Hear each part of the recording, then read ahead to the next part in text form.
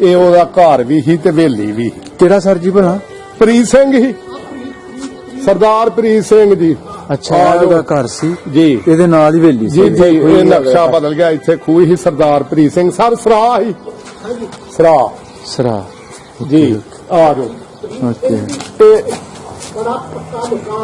ਜੀ ਆ ਜਾਓ ਸਾਥੀ, ਆ ਜਾਓ।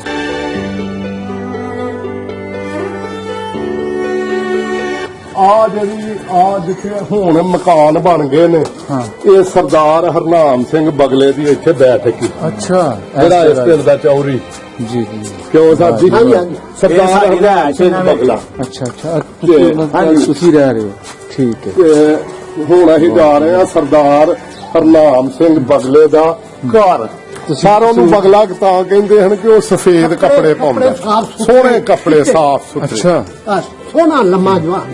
ਜਿਹੜਾ ਇਹਦਾ ਭਰਾ ਇੱਕ ਬੜਾ ਵੱਡਾ ਚੌਰੀ ਹੀ, ਘਰ ਜਵਾਈ ਰਹਿ ਗਿਆ ਸੀ ਓਠੀਆਂ, ਭਗਤ ਸਿੰਘ। ਅੱਛਾ, ਸਰਦਾਰ ਭਗਤ ਸਿੰਘ ਇਸ ਇਲਾਕੇ ਦਾ ਚੌਰੀ ਹੀ ਓਠੀਆਂ 'ਚ, ਯਾਨੀ ਵੱਡਾ ਭਰਾ ਘਰ ਜਵਾਈ ਓਠੀਆਂ 'ਚ ਰਹਿ ਗਿਆ।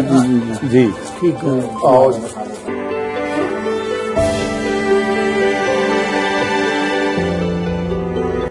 ਸਰ ਜੀ ਕੁੰਡੀ ਉਸੇ ਦੌਰ ਦੀ? ਹਾਂਜੀ ਜੀ, ਆਹ ਦੇਖੋ ਜੀ ਕੁੰਡੀ, ਆ ਦੇਖੋ ਨਾ, ਇਹ ਆ ਦੇਖੋ, ਕਮਾਲ ਹੋ ਗਿਆ। ਸਭ ਕੁਛ ਉਹਨਾਂ ਦਾ। ਆਹ ਇਹਨਾਂ ਦੇ ਕੁਛ ਵੀ ਨਹੀਂ ਕੀਤਾ। ਆਵੇ ਜੀ, ਆਹ ਕੁੰਡੀਆਂ ਵੀ ਉਹਨਾਂ ਦੀਆਂ। ਹਾਂ ਹਾਂ, ਵਾਹ ਜੀ, ਠੀਕ ਹੈ, ਬਹੁਤ ਵਧੀਆ ਜੀ। ਇਹ ਉਹੋ ਹੀ ਬਾਲੇ ਉਹਨਾਂ ਦੇ।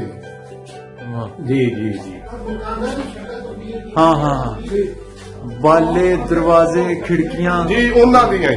ਕੀ ਬਾਤ, ਸਭ ਕੁਛ ਹੀ ਕੀ ਉਹਨਾਂ ਬਾਤ। ਜੀ। ਵਾਹ ਜੀ, ਮੰਨ ਗਏ, ਮੰਨ ਗਏ। ਹੁਣ ਬਸ ਤੁਹਾਨੂੰ ਖੂਹ ਸਰਦਾਰ ਬੂਟਾ ਸਿੰਘ ਵਾਲਾ ਹਾਂਜੀ, ਵਿਖਾਉਣਾ। ਠੀਕ ਹੈ। ਤੇ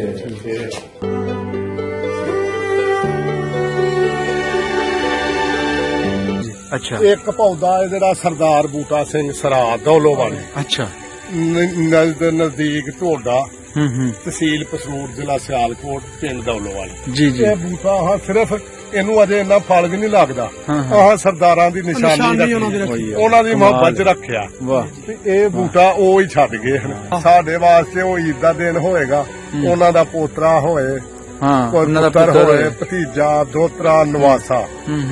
ਸਾਡੇ ਵਾਸਤੇ ਕੋਈ ਆਦਮੀ ਸਾਡੇ ਵਾਸਤੇ ਉਹ ਸਾਡਾ ਸਭ ਤੋਂ ਵੱਡਾ ਅਜ਼ੀਜ਼ ਹੋਏਗਾ। ਹਾਂ, ਸਾਡੇ ਨਾਲ ਰਾਬਤਾ ਕਰਨ। ਸਾਡੇ ਨਾਲ ਰਾਬਤਾ ਕਰਨ।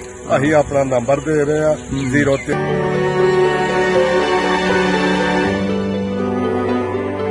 ਖੁਸ਼ੀ ਹੋਵੇ ਹੱਸਿਆ ਤਦ ਜਾਂਦਾ, ਸੱਜਣ ਹੋਣ ਦੁੱਖ ਸੁਣਾਏ ਜਾਂਦੇ। ਦੁੱਖਾਂ ਬਾਦ ਕਲੇਜੇ ਵਿੱਚ ਸ਼ੇਖ ਪੈਂਦਾ, ਸ਼ੇਖ ਬਾਦ ਨਹੀਂ ਮੋਤੀ ਪਰੋਏ ਜਾਂਦੇ। ਪੁੱਤਰਾਂ ਬਾਦ ਨਹੀਂ ਜੱਗ ਤੇ ਨਾ ਰਹਿੰਦਾ, ਦੌਲਤ ਬਿਨਾ ਨਹੀਂ ਧੋਏ ਜਾਂਦੇ। ਜਦੋਂ ਬੰਦੇ ਤੇ ਮੁਸੀਬਤ ਆਣ ਪੈਂਦੀ, ਅੰਗ ਸਾਗ ਭੈਣ ਭਾਈ ਟੋਏ ਜਾਂਦੇ। ਹੁਸਨ ਕਵੇ ਮੈਂ ਸਭ ਤੋਂ ਡਾਢਾ, ਦੁਨੀਆ ਮੇਰੀ ਗੱਲਾਂ ਕਰਦੀ।